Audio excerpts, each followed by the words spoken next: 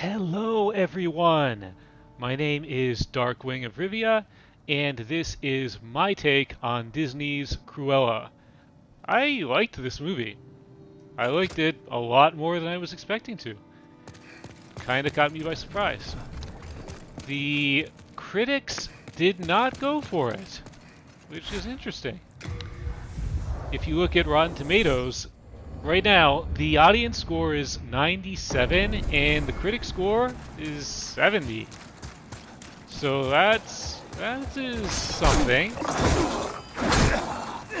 There's an obvious reason for why that discrepancy might exist. See, there's this movie called 101 Dalmatians. And for many people, they may have just said that the Cruella of 2021 was too different from the Cruella of 1961 for them to reasonably believe that they could be the same person. She's not that evil. I did say this is a spoiler-free review, but honestly, the way they represent her being evil is mostly just her being kind of bossy. And so it might have been too much of a stretch for people to imagine that she could make the jump from that to wanting to murder dogs. She has a dog in the movie that she cares about, so it doesn't really track. There's an obvious answer to that, of course, the people who made the movie today, they were trying to do something different from the cartoon of 60 years ago. And they weren't necessarily trying to make you think, oh, this is exactly the same person. So we could just end the review there. You know, we have our explanation for why the critics didn't like it. Except that I think there's something else going on.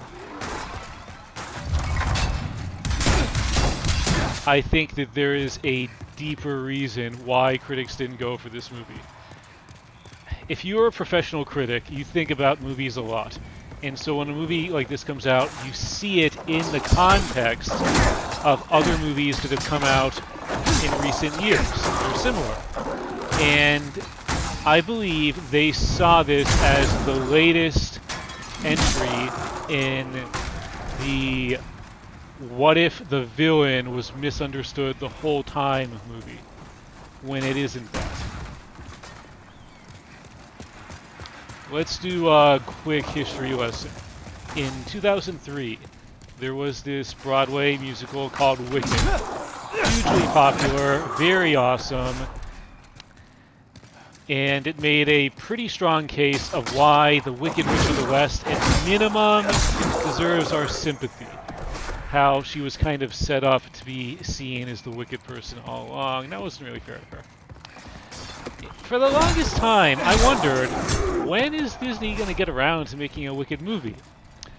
Pretty confident now that the answer is never, for a few reasons. One is that Frozen exists, and Frozen, people don't always quite see this. It's very similar to Wicked.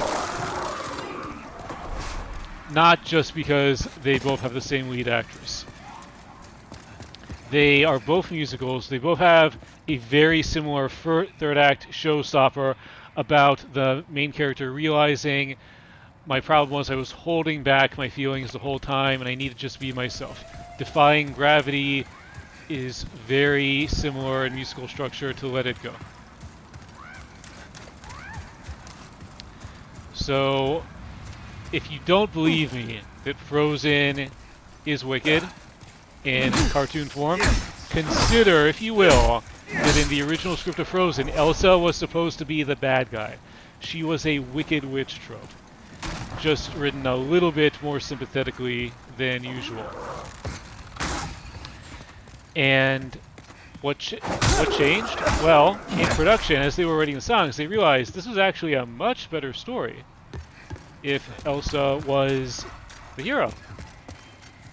To put it mildly, this was a good financial decision, even by Disney standards. It made them lots and lots of money, and everybody had a great time. The other reason why we're probably never getting a Wicked movie is that studios have figured out Broadway musicals adapted into film is not a safe bet. There was that catastrophe of 2019. I apologize. It was probably the final nail in the coffin for a Wicked movie. Guys, like, come on. There's a reason why no one is talking about a Hamilton movie. No one.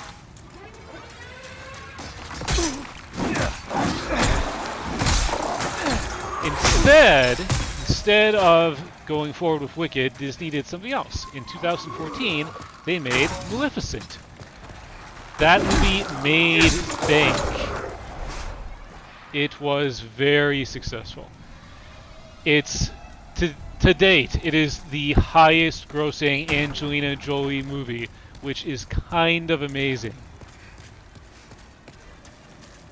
Got a sequel. It took itself very seriously. It was saying, okay, what if this character, who's very similar to the Wicked Witch, was mistreated and misunderstood from the beginning? How does that change how we see things? And then,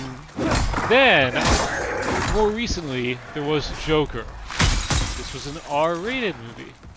And so it had a different target audience, but had a very similar premise. You know, what if all this other backstory had happened? How would it change how we feel about the character if we saw things from his perspective? Would we feel any different? And again, that is a movie that took itself very seriously. It kind of almost tries to force social issues in wherever it can, as many as it can, however it can. Okay. Now, the main point I'm trying to make, I can't emphasize this enough. If you take away one thing from my little video, it's that Cruella is not this at all. It is not Maleficent. It is not Joker. It's not trying to do anything like that, or even like Wicked. It's trying to be silly and have fun. It is an excuse for Emma Watson to put on cool-looking punk rock costumes and talk in a silly voice, and it is awesome in that. It is great. So I think that from the beginning, critics were just kind of setting it up to fail in their minds by comparing it to a sort of subgenre of movies that it isn't. If you could go in the writer's room of Maleficent, there was probably this very serious conversation that went like this. Esteemed colleagues, what if the king was an ally of the sorceress the entire time, and who betrayed her, and she was only trying to see justice done? If you were in the writer's room of Cruella, it would probably be something like, hey guys, no wait, no seriously guys, what if a Dalmatian was mean to her when she was a kid? Oh my god, that's hilarious, that's totally going in the movie.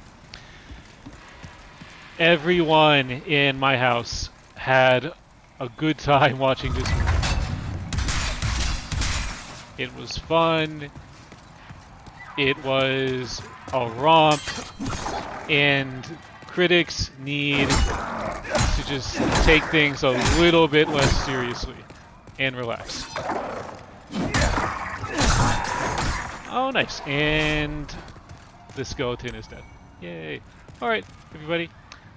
So please, if you are like a parent or a dad like me, and you're thinking, I don't want to see Cruella, you know, give it a shot. It might be a fun movie you can watch with your kid. Alright, that's my video, everybody.